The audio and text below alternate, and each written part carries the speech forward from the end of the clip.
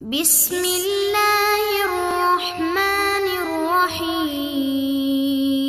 اعوذ باللہ من الشیطان اللعین الرجیم بسم اللہ الرحمن الرحیم وبہ نستعین وہو خیر ناصر ومعین اما بعد عزیز طلاب کرام، آج ہمارا درس نمبر 28 جس میں ہم بحث کر رہے تھے شرائط معجزہ کے بارے میں۔ مسئلہ رابعہ ہمارا تھا ان طرق کے بارے میں کہ جن کے ذریعے سے ہم کسی بھی شخص کی نبوت کو پرکھ سکتے ہیں کہ وہ نبی سچا دعویٰ کر رہا ہے یا جھوٹا دعویٰ کر رہا۔ اب اس کے دعویٰ کو پرکھنے کے لیے ہم نے کئی طریقے بیان کیے تھے، تو ان میں سے جو معتبر اور سب سے واضح ترین جو راستہ اور طریقہ ہے وہ ہے نبی اپنے نبوت کے دعویٰ کے ثبوت کے لیے معجزہ پیش کرے۔ کل کے درس میں ہم نے معجزے کی جو شرائط ہے کہ اگر کوئی بندہ دعویٰ کرے اور ایک خارق العادہ امر پیش کرے تو آیا وہ معجزہ ہے یا نہیں ہے، اس کے اندر کیا کیا شرائط ہے اس کو ہم نے ذکر کیا تھا۔ آج معجزے کی جو شرائط ہے ان کے اوپر چند ایک اعتراضات ہیں، ان کو ہم ذکر کرتے ہیں۔ معجزے کی جو شرائط ہے ان میں سے ہم نے جو شرط پیش کیا تھا کہ معجزہ ایسے اعمال اور افعال ہونی چاہیے جو خارق العادہ ہو، عام لوگ اس کو انجام نہ دے سکتا ہو۔ معاشرے میں جو نارمل زندگی میں جو چیز ہو رہا ہے اس کے الٹ کوئی کام کرے، ایک یونیک فعل انجام دے دے، اس کو ہم کیا کہیں گے؟ معجزہ کہیں گے۔ لیکن اس شرط کے خلاف کچھ نظریات ہیں کہ جن کا کہنا یہ ہے کہ وہ لوگ کہتے ہیں کہ خارق العادہ فعل انجام نہیں پا سکتے، یعنی خارق العادہ نام کا، یعنی اس میں چند نظریات ہیں، ان میں سے ہر ایک کے نظریہ منفرد اور الگ ہے، تو وہ اس خارق العادہ والی شرط کے اوپر اعتراض کرتے ہیں۔ ان میں سے جو پہلا گروہ ہے وہ مادہ پرست ہے، جن کو ہم مٹیریلسٹ کہتے ہیں، کہ ان کا نظریہ یہ ہے کہ عالم دنیا صرف مادے میں منحصر ہے، یعنی جو چیز فزکس کے اصول اور ضوابط کے ذریعے سے ثابت نہ ہوں وہ چیزیں حقیقت نہیں رکھتی۔ لہذا ان لوگوں کے نزدیک کیونکہ روح انسان کے تجربات میں نہیں آتی، سائنٹیفیکل اس چیز کو ہم پروف نہیں کر سکتے، لہذا روح کی کوئی حقیقت نہیں ہے۔ ان کے نزدیک اس کی حقیقت کا انکار ہے۔ یہ لوگ فرشتے کی حقیقت کا منکر ہے، یہاں تک کہ خدا کی حقیقت کا بھی وجود سے بھی انکار کرتے ہیں۔ کیونکہ ان کے نزدیک یہ چیزیں تجربات میں نہیں آتی۔ یہ مٹیریلسٹ کہتے ہیں کہ دنیا کی جو حقیقت ہے وہ ہمارے تجربے اور جو سامنے ہے وہی حقیقت ہے، باقی ساری چیزیں خیالی ہے۔ تو چونکہ ان کا مبنی ہی یہی ہے کہ عالم دنیا منحصر ہے مادے کے اندر، لہذا معجزہ اس میں ہم شرط رکھتے ہیں کہ خارق العادہ کوئی فعل ہو، نارمل زندگی سے ہٹ کے ایک یونیک چیز کہ جس کو عام لوگ انجام نہیں دے سکتا، ایسا کوئی فعل ہو۔ لہذا وہ لوگ کہتے ہیں کہ خارق العادہ نامی کوئی چیز ہوتی ہی نہیں ہے، جو چیزیں ہوتی ہیں وہ فزکس کے اصول اور ضوابط کے مطابق ہوتے ہیں، اس سے ہٹ کے کوئی چیز نہیں ہوتی۔ جن معجزات میں سے جو کہ دنیا میں پیش آئے اور ان کو سائنسی شواہد ملے، جیسے کہ حضرت موسیٰ کا وہاں سے گزرنا، حضرت موسیٰ علیہ السلام کا وہاں سے جیسے کہ حضرت موسیٰ علیہ السلام کا وہاں سے یعنی نیل سے گزرنا، جب یہ چیز یہ واقعہ ان کو کشف ہو گیا، تاریخی شواہد سے جب یہ چیز ثابت ہو گئی تو وہ لوگ اس کے تعویل کرتے ہیں کہ فلانا اس پہاڑ پہ کوئی زلزلہ آیا، اس کی وجہ سے یعنی زمین کے اندر حرکت آئی اور اس کی وجہ سے زمین کے جو یعنی مد و جزر اور اس کی وجہ سے جو حرکت غیر متوقع جو حرکت آئی، اس حرکت کی وجہ سے پانی کے درمیان فاصلہ آیا اور وہ لوگ اس راستے سے نکل گئے۔ اب وہ تاویلات کے اوپر اتر آتے ہیں، یعنی وہ معجزے کو نہیں مانتے۔ لیکن چونکہ ہم ان کے یعنی جو دلائل ہے ان کا، یعنی ہم ان کے جواب میں کہتے ہیں کہ آپ کا دعویٰ ادلہ عقلی و تجربی کے خلا ہے۔ ادلہ عقلی آپ کے نزدیک تو خدا بھی نہیں ہے، فرشتے بھی نہیں ہے، حالانکہ عقل ہم نے اس چیز کو ابتدائی بحث میں کہ اللہ تعالی، یعنی جب ہم نے کہا تھا کہ نبوت حسن ہے اور اس کے حسن کے اوپر ہم نے بحث کرتے ہوئے یہ عرض کیا تھا کیونکہ نبوت حسن اس لیے ہے کہ یہ معید ہے مستقلات عقلیہ و غیر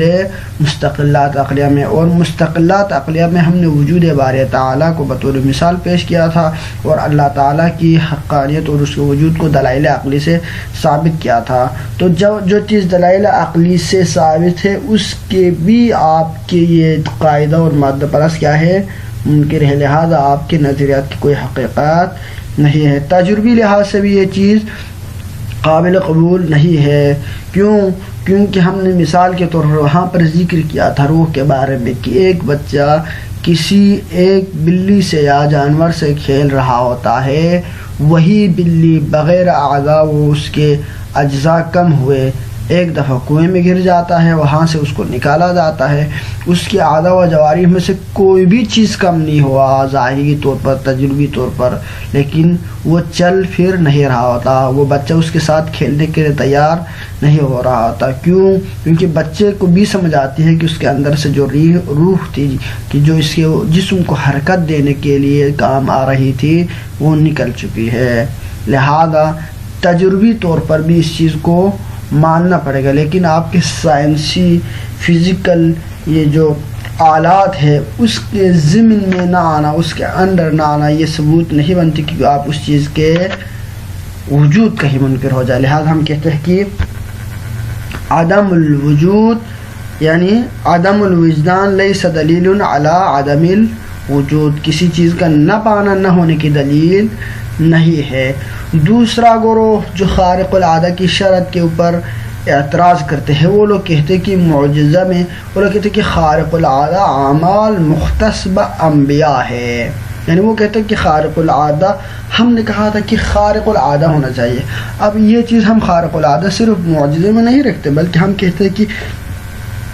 اگر کوئی بندہ کرامت دکھائے تو کرامت کے اندر بھی خارق العادہ ہونی چاہیے۔ وہ لوگ کہتے ہیں کہ خارق العادہ چیز مختص بانبیاء ہے، اگر نبی ہو تو ہی خارق العادہ ہو جائے گا ورنہ کوئی خارق العادہ فعل انجام نہیں دے پائے گا۔ لیکن اس کے بعد کا نقصان یہ ہوگا کہ اگر کوئی بندہ غیر نبی نبوت کے دعویٰ کے بغیر اگر خارق العادہ فعل انجام دے دے تو یہی بات نبوت کو یعنی نبوت کی ثبوت کے لیے کافی ہو جائے گا، جبکہ ہمارے ہاں کیونکہ شرائط سخت ہے ہم کہتے ہیں کہ خارق العادہ فعل نبی اور غیر نبی دونوں انجام دے سکتا ہے، لہذا صرف خارق العادہ فعل کا انجام دینا نبوت کے لیے کافی نہیں ہے بلکہ اس کے ساتھ دعوی نبوت بھی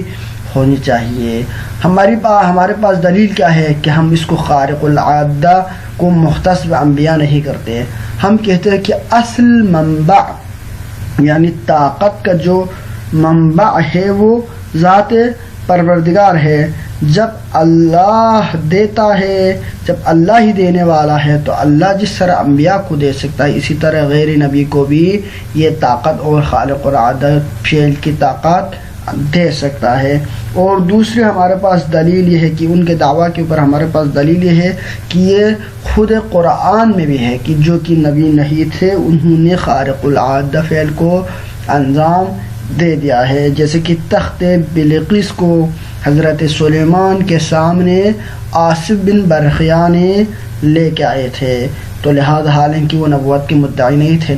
نبی نہیں تھے، تو ان کا یہ خارق العادہ فعل انجام دینا ہی دلیل ہے کہ یہ مختص بانبیاء نہیں ہے، لہذا آپ کا یہ نظریہ بھی صحیح نہیں ہے۔ تیسرا گروہ جو خارق العادہ کے اوپر اعتراض کرتے ہیں وہ روشن فکر مسلمانوں کا ایک گروپ ہے جو کہتے ہیں کہ معجزہ پیغمبر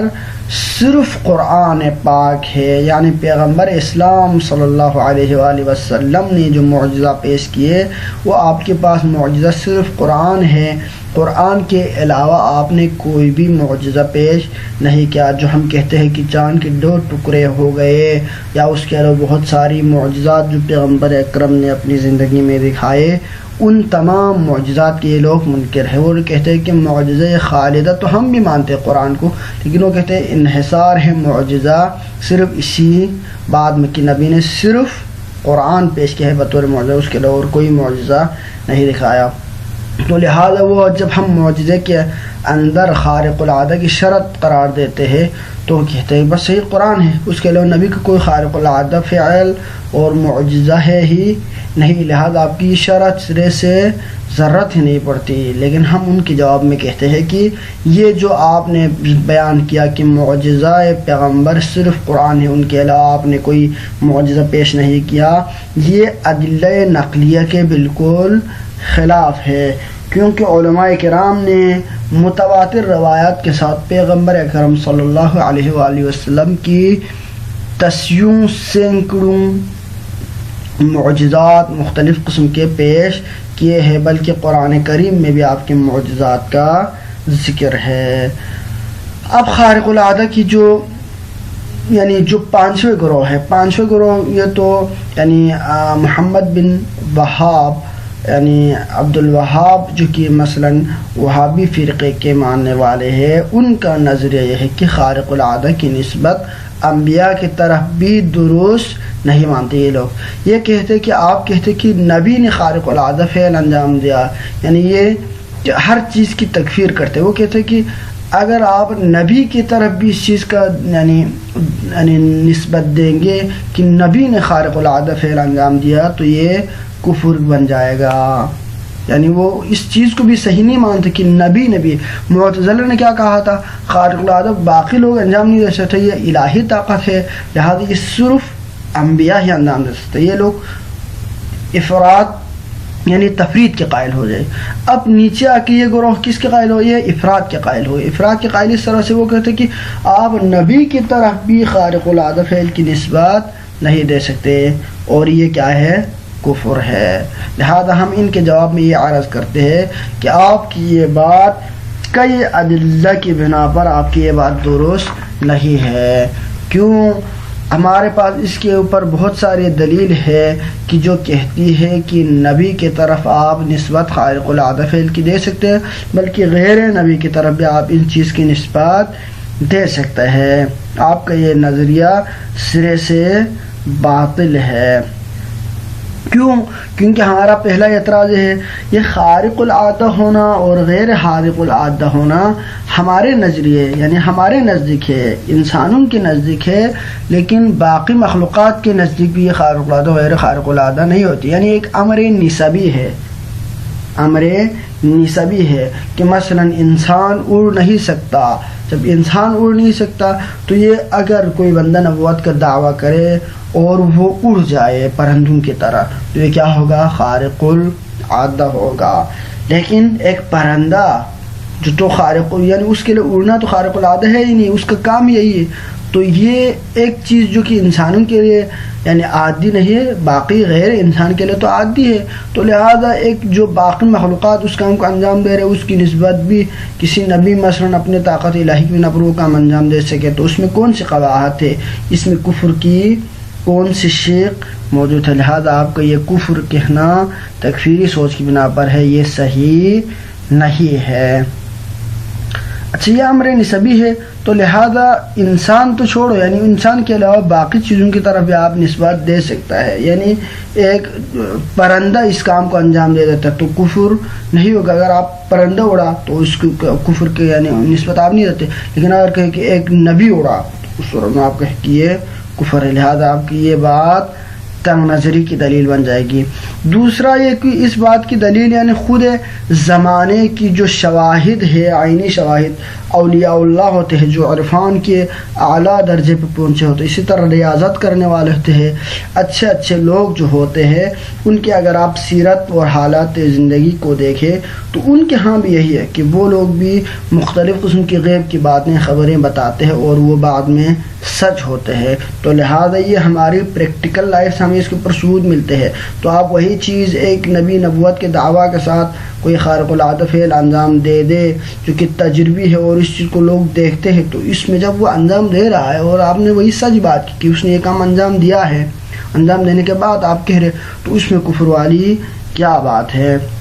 تیسرا ہمارا اشکال یہ ہے کہ خارق العادہ کی نسبت ہم نہیں بلکہ اللہ تعالیٰ نے خود انسانوں کی طرف دی ہے، جیسے کہ حضرت عیسیٰ کے بارے میں کہ حضرت عیسیٰ نے خود اپنے بارے میں کہا کہ میں موتا کو زندہ کرتا ہوں، میں کرتا ہوں، احیی یعنی میں کرتا ہوں۔ تو یہاں پر خود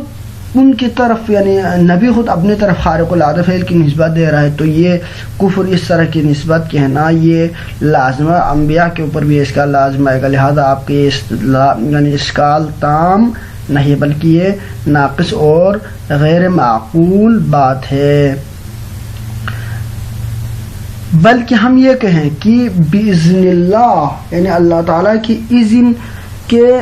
نفی یعنی اذن کی نفی کرے نا کہ مثلا یہ بندہ مستقلاً انجام دے رہا ہے، تو اس صورت میں آپ کی بات صحیح شاید ہو، لیکن جب ہم کہیں کہ باذن اللہ کو ایک بندہ خارق العادہ فعل انجام دے رہا ہے لہذا اس میں کوئی اشکال نہیں ہے۔ لیکن کچھ اعمال ایسے ہیں جن کا آپ ڈائریکٹ بندے کی طرف نسبت دے دے باذن اللہ کے بغیر، مثلا علم غیب وغیرہ، تو اس میں یہ بھی کوئی اشکال نہیں بلکہ یہ بندہ خود اس چیز کو انجام دے سکتا ہے، علم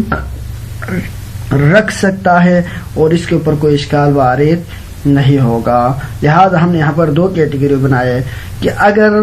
خارق العادہ جو ہے وہ قدرت اور علم ہو تو یعنی آپ اس کو یعنی باذن اللہ کہے یا بدون باذن اللہ کہے نسبت دینا جائز ہوگا، لیکن صرف قدرت والا افعال ہو تو آپ باذن اللہ کے بغیر اس کی طرف نسبت نہیں دے سکتے۔ لہذا اس سے ہمیں یہی چیز واضح ہوا کہ جن لوگوں نے یہ اعتراض کیا تھا کہ خارق العادہ کی جو شرط آپ نے معجزے کے اندر رکھی ہے یہ صحیح نہیں ہے، ہم ان سے کہیں گے کہ ہمارا شرط اپنے جگہ پر قائم ہے، جو آپ کے مختلف قسم کے نظریات ہیں یہ نظریات صحیح نہیں ہے کہ آپ خارق العادہ کو صحیح نہیں مانتے، اس کی شرط کو انسانوں کے لیے جائز نہیں سمجھتے اور آپ کا یہ نظریہ خود باطل ہے، لہذا ہمارا جو شرط ہے وہ اپنے جگہ پر قائم اور دائم ہے۔ وصلی اللہ علی سیدنا محمد وآلہ الطیبین الطاہرین۔